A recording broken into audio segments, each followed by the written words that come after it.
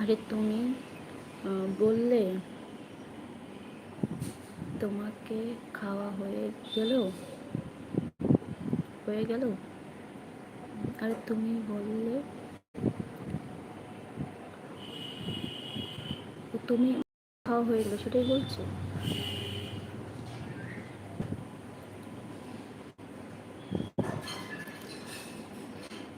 আরে তুমি, বুঝলাম না তো। আরে তুমি বললে তার মানে খাওয়া হয়ে গেল। আমারও চোখ গেছে।